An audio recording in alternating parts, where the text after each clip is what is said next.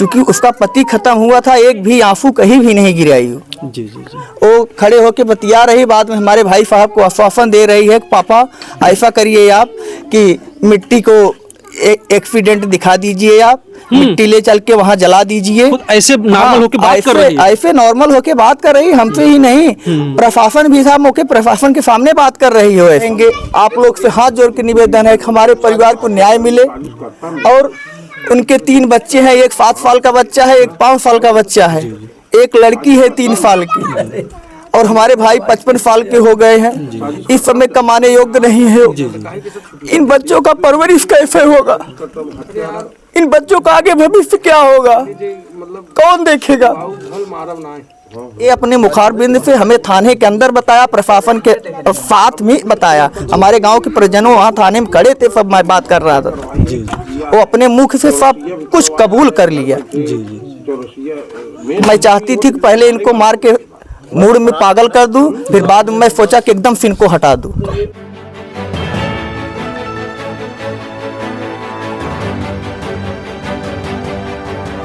आप देख रहे हैं प्रवासी संदेश। मेरा नाम राजू पांडे है जी। और हम यहीं छोटी सी दुकान अपने नहर पे रखे हैं। सुबह होता है तो रात को यहाँ रहते हैं, सुबह होता है तो हम अपनी दुकान पे चले जाते हैं। जी जी। दिन भर हम घर पे नहीं रहते, 9-10 बजे रात को आते हैं। जी। हाँ, तो हम 9 बजे 9:30 बजे दुकान पे थे, तभी घर से फ़ोन गया यहाँ से। तो वहाँ हमारी औरत भी रहती है, तो औरत फ़ोन उठाई तो वहाँ बताया गया कि चाचा जी कहाँ हैं, वहाँ उनका एक्सीडेंट हो गया है, वो एक्सपायर हो चुके हैं। जी। और डायरेक्ट शिवानी ने ही फ़ोन वहाँ करके बताया था हमारे दुकान पे। अच्छा अच्छा। हाँ, शिवानी ही ने फ़ोन करके बताया था, हमारे भाई और भाभी नहीं बताई थी, शिवानी ने ही फ़ोन करके हमारे दुकान पे बताया। पहले इन्हीं को पता चला। हाँ जी। पहले उन्हीं को पता भी चला था, और दूसरे को नहीं, हमारे भाई को, चूँकि हमारे भाई के पास भी मोबाइल है। जी। पहले उनको ही पता चला था और अपने मोबाइल से फ़ोन भी की थी। जी। हाँ, तो हम वहाँ भागते हुए गए, तो वहाँ तक गए तो वहाँ से भाई हमें स्थान पता नहीं था, स्थान घटना स्थल पता नहीं था। तो वहाँ बीबीपुर तक पहुँचे हम, तो इन लोग के पास फ़ोन किए, और शिवानी के मोबाइल पे ही फ़ोन किए, तो बता रहे हैं कि चाचा जी यहाँ चले आइए, पेट्रोल टंकी के पास यहाँ बरियाराम पे इसी पुल पे हुआ है। तो हम वहाँ पहुँचे तो देख रहे हैं तो ऐसे पूरा पच्छू गिरे हुए हैं, और एक बहुत बड़ा चोट यहाँ उनको लगा है टांगे से, ऐसे पूरा हाथ उसमें घुस जा रहा था। एक यहाँ लगा है, एक इस पे लगा है, एक यहाँ लगा था, पूरा पसली सहित पूरा ये मोटी वाली हड्डी कट गई थी, और वो एकदम आँखों बंद, एकदम पूरा एकदम एक्सपायर हो चुके थे, कोई मतलब ही नहीं था। और ब्लड पे पूरा शरीर उनका पूरा भीग गया था, पूरा फैट वगैरह सब। और फिर इसके बाद में मैं गाड़ी के पास गया, गाड़ी जहाँ खड़ी थी, गाड़ी साइड में पटरी पे लगा के पुल ढका के गाड़ी खड़ी थी साइड में। वहाँ लड़का विकास पांडे का मैं चाचा हूँ, तो विकास पांडे चश्मा लगाता था, वो चश्मा उसका गाड़ी के बगल गिरा था, उसका कॉलर वाला फैट जो है यहाँ से उसका नुचा गया था, वहीं इसका फैट का कॉलर वहीं नुच के इतना कपड़ा गिरा भी था, चश्मा उसका फूटा हुआ था। धक्का मुक्की वहाँ हुई होगी या क्या हुई होगी वो हमें पता नहीं, कोई धारदार चीज़ से हथियार उसके ऊपर हुआ है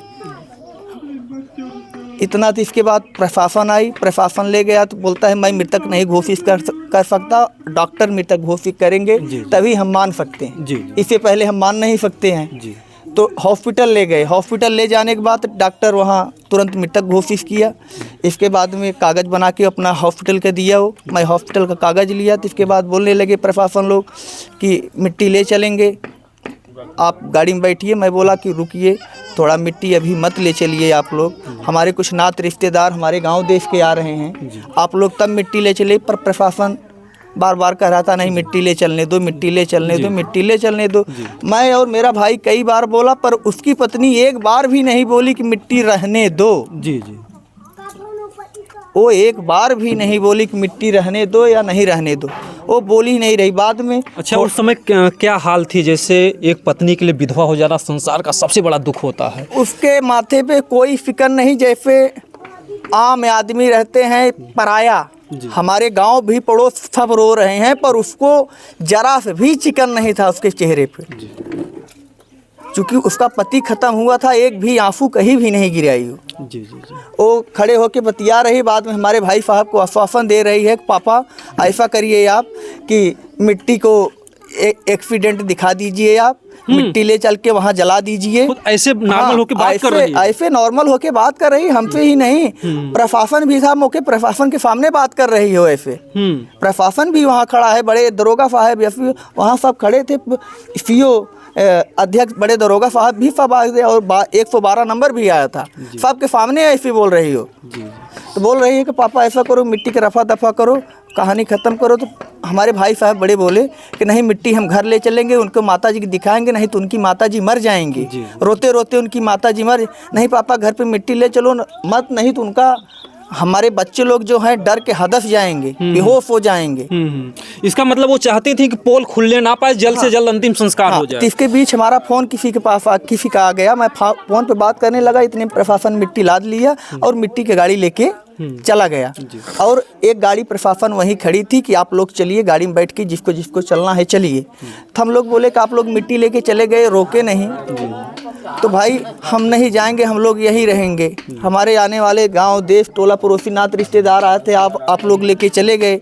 यही हमें गुस्सा आया था उस समय प्रशासन के ऊपर, और कोई नहीं, चूँकि हम रोक रहे हैं मिट्टी लेके चले गए जबरदस्ती। हाँ, तो फिर बाद में बता रहे हैं मिट्टी कहीं नहीं गए, थाने के अंदर गया है, आप लोग बैठिए चलिए। तो हम लोग गाड़ी में बैठ गए, थाने में गए। थाने में गए मिट्टी के पास, तो वहाँ 10-20 मिनट आधा घंटा थे हम लोग। तो बता रहे हैं कि इस समय मिट्टी से हम भेंट भी नहीं करा सकते, उसे फ्रिज में रखा गया है मिट्टी, आप लोग सुबह आइए।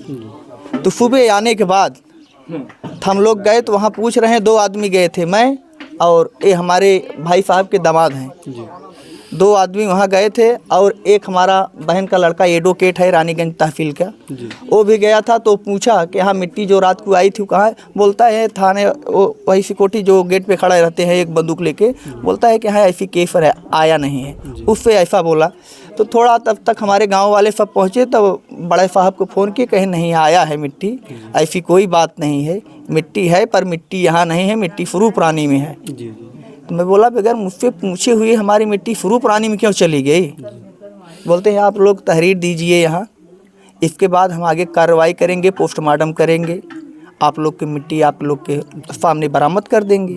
फिर कैसे संदेह होता है? पुलिस ने क्या बताया शिवानी पर, कैसे संदेह जाता है? नहीं, तब शिवानी के बारे में तब तक पुलिस कुछ नहीं बताया था। बोलता है कि मैं 90% टच कर चुका हूँ कातिल को, पर आप लोग पहले तहरीर दीजिए यहाँ, तभी हम कुछ कर सकते हैं, नहीं तो नहीं कर सकते हैं। जो कानूनी सिस्टम होता है। पर भाई हम थोड़ा डर रहे थे, क्योंकि मिट्टी हमारी ज़बरदस्ती भाई वहाँ से ले गए, इसीलिए हम थोड़ा डर रहे थे तहरीर देने के बाद ये लोग काम करेंगे या नहीं करेंगे, हमारी मिट्टी देंगे या नहीं देंगे, हम इसी बारे में थोड़ा डर रहे थे भाई। चूँकि ऐसी घटना हमारे ऊपर कभी घटी नहीं थी, हमारे परिवार के ऊपर, इसलिए हम डर रहे थे थोड़ा। डरने के बाद इसके बाद हम तहरीरनामा, हमारा गांव परिवार सब वहां पहुंचे, रात रिश्तेदार, तहरीर वहां दिया गया। तो इसके बाद में तो लोग बोले कि आप चले जाइए पोस्टमार्टम में। तो हम वहां पोस्टमार्टम में गए, हमारे भाई साहब के दामाद थे, हम और वो वकील है मौके पे, तो दोनों वहां गए, और एक दीवान साहब गए वहाँ से, तो वहाँ पोस्टमार्टम करवाए, सब कुछ करवाए। पोस्टमार्टम करवाने के बाद तो दीवान वहाँ बोले कि आप यहाँ मिट्टी जला बिला के तब जाइए। मैं बोला मिट्टी हम नहीं जलाएंगे, हम मिट्टी हम अपने घर ले जाएंगे। तो वहाँ एम्बुलेंस किए, मिट्टी ले आए। मिट्टी ले आने के बाद तो यहाँ से मैं बोला भाई क्या करना चाहिए, हमारे गांव देश नात रिश्तेदार बोले कि ऐसा नहीं होगा, कुछ कार्रवाई नहीं हुई अब तक। भाई 24-36 घंटा हो गया, 48 घंटा होने को आ रहा है, अभी तक पुलिस यहाँ आई भी नहीं। तहरीर देने के बाद तो हम क्या समझे कि वो लोग कार्रवाई आगे करेंगे या नहीं। तो हमारा गांव पूरा, यहाँ पूरा क्षेत्र सब इकट्ठा हो गया, बोले कि सब मिट्टी लेके चलो थाने पे। तो मिट्टी हम लोग थाने पे लेके गए, और वहाँ भाई कई थाने के बड़े दरोगा लोग आए और एसपी साहब भी आए। तो सब धरना देने के लिए गए थे, तो बोल रहे धरना मत दीजिए, इसमें माघ मेला की समय है, आप लोग ऐसा करिए, जैसा चाहेंगे आप लोग वैसा होगा, जो कहें हम लोग करने के लिए तैयार हैं। तो गांव वाले बोले कि आप लोग लिख के दीजिए। तो लोग कागज़ भी लिख के दिए हैं कि हम 7 दिन के अंदर मुलजिम आप लोग के सामने लाएंगे, वो भी पूरा प्रमाण के साथ, प्रत्यक्ष, गलत आदमी को नहीं लाएंगे, जो सच्चा है उसी को लाएंगे। तो हम लोग को तसल्ली हुआ। प्रशासन हम लोग के साथ मिट्टी जलवाने तक घाट तक गया, और वहाँ लच्छा गिर गए थे हम लोग, प्रशासन पूरा साथ में गया, वहाँ मिट्टी जलवाया, वहाँ से आया। इसके बाद में रात को ही सुबह हम लोग आए, चले गए उसी दिन रात को, यहाँ 11:30 बजे यफो साहब आए बड़े, जी। और तुरंत उनको उठा ले गए, अच्छा। शिवानी को। तो हमारी भाभी जी जाने नहीं दे रही थी, हमारी बहू है, कहाँ ले जा रहे हैं आप लोग, हमारी बहू है। कुछ उल्टा सीधा औरतों के साथ वो बयानबाजी भी करवा दी थी, पर उससे मतलब नहीं है।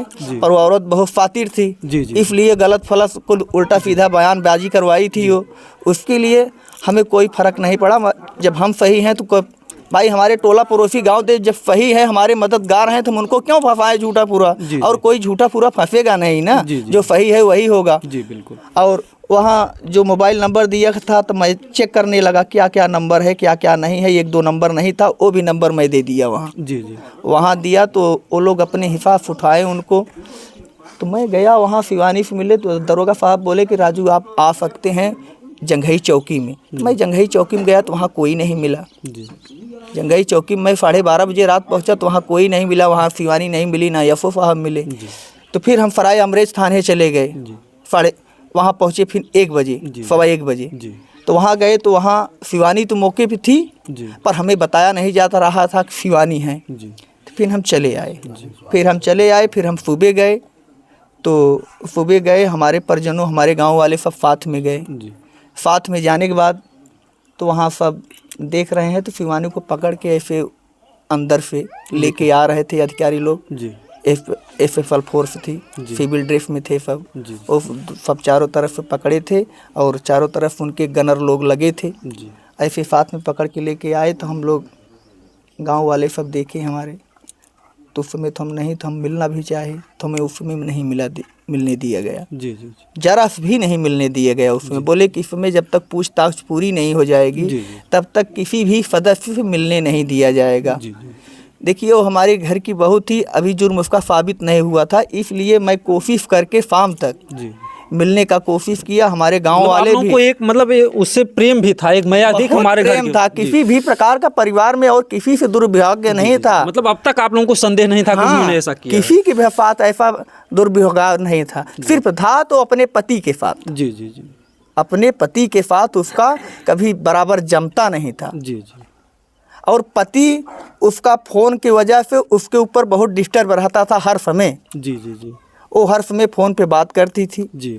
और कहीं छत पे चढ़ के, कहीं उस पेड़ के नीचे जाके, कहीं वहाँ जाके, ऐसे अलग अलग जगह पे वो बात करती। और जिस नंबर पर जब भी बात करती थी अपने ही मोबाइल में तुरंत वो नंबर डिलीट कर देती थी।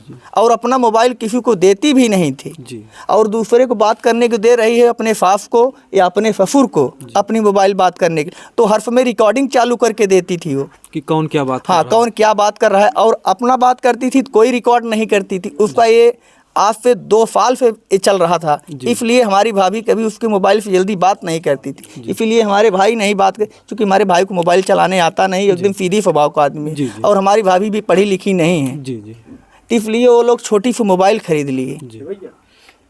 तो ऐसी बात है। और वहाँ हम थाने में गए, जब उनसे मिले तो साफ शब्दों में मुझसे सब कुछ कह दिया कि मैं बताया कि लक्की और हम मिल के ननकू को मारे हैं। हम ही लोग मार के आए, हम ही लोग घर पे पापा जो छोटे भाई, हाँ जो विकास के छोटे भाई थे, हम ही लोग मारे थे। और हम ही लोग मार करके घर पे आए, उनके माँ बाप को बताए कि वहाँ ननकू नहीं है।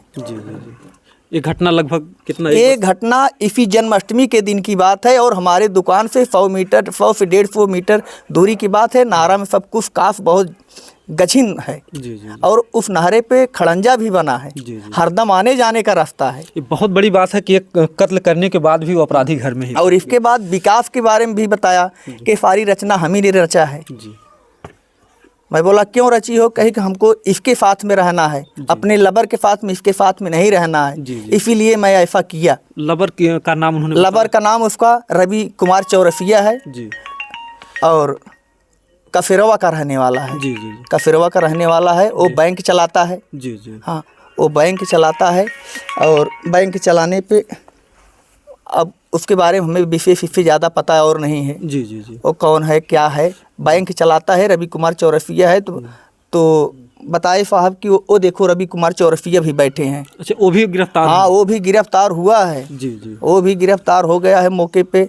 और शिवानी भी गिरफ्तार तो फिर हुई। आपने हाँ, मैं पूछा आपको जाना था तो आप भाग जाती, नहीं दोबारा जाके कोर्ट मैरिज कर लेती, शादी टूटा नहीं थे तो भी बोलती मैं पैसे के लिए किया। जब हमारी ज़िंदगी ख़राब हो गई है इनके साथ शादी करके, वो हमारे रास्ते के कांटे हैं, वो हमारे रास्ते के कांटे हैं। हाँ, तो मैं पैसे के लिए किया तो मैं सारी प्रॉपर्टी ले लूँ, अब कौन है, यही है ये हमारा। फिर भी तो वही तो अकेली थी, था किसका, उसी का तो सब था। बोल रही थी जब ये मरते नहीं तो हम उनके साथ रहते कैसे। जी, पहले मैं अच्छा, अपने प्रेमी के साथ हाँ, कैसे रहती? अपने मैं प्रेमी के साथ रहती कैसे, ये मर जाएंगे मैं अपने प्रेमी के साथ खुला हो जाऊंगी, किसी दिन बाद मैं अपने ससुर को भी मार के मैं एकदम निर्दुंद हो जाऊंगी, सास को फंसा दूंगी, जेल चली जाएगी तो मैं एकदम निछन। ऐसे साफ शब्दों में बोला। ऐसे निडर होकर के बातें कर रही हैं मैं इतना वहाँ रोने लगा कि हमारी बहू इतना दिन ऐसे कभी बात नहीं की, आज ऐसी बात कर रही है। मैं 2 घंटा फूट फूट के रोया। वहाँ से आने के बाद, बाहर थाना से निकलने के बाद हमें जैसे होश ही नहीं रह गया कि कैसी बात कर रही है, इतना मन में पाप लेके बैठी है हम लोग के प्रति, इतना ज़्यादा से ज़्यादा पाप लेके बैठी है। हमें बहुत ज़्यादा कष्ट हुआ, पर हम करें क्या।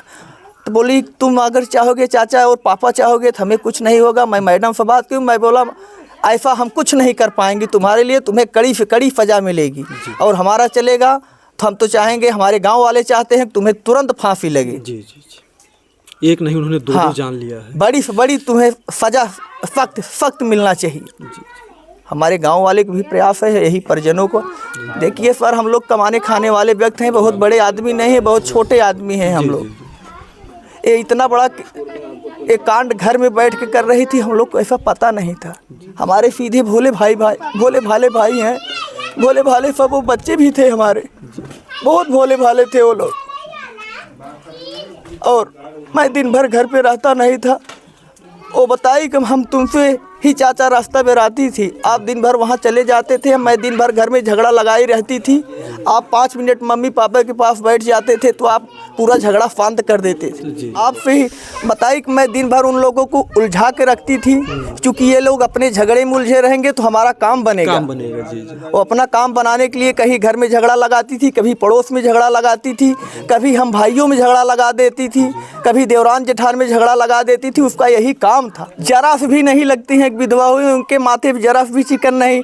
वो थाने में बैठ के हंस रही थी, लकी से बात कर रही थी हंसते हुए। यहाँ भी मिट्टी हम ले आए, पूरा हमारे गांव देश सब यहाँ मिट्टी पकड़ के रोने लगे। हम पूरे परिवार मिट्टी पकड़ के वो घर में बैठ के वहाँ ऐसे मोबाइल एक छोटी सी लेके कर रही है, वहाँ बैठी है बेड पे आराम से। उसके आधे घंटे बाद निकली तो वहाँ अग्नि बड़ा था, कौड़ा तापने के लिए, कौड़े के पास बैठ गई, मिट्टी के पास नहीं आई।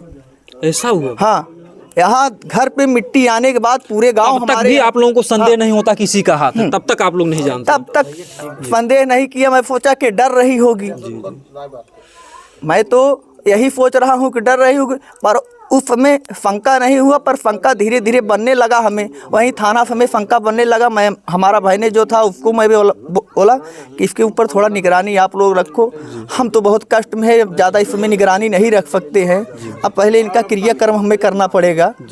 और इसके बीच में प्रशासन यहाँ आया तो उल्टा सीधा सब बयान भी दियो।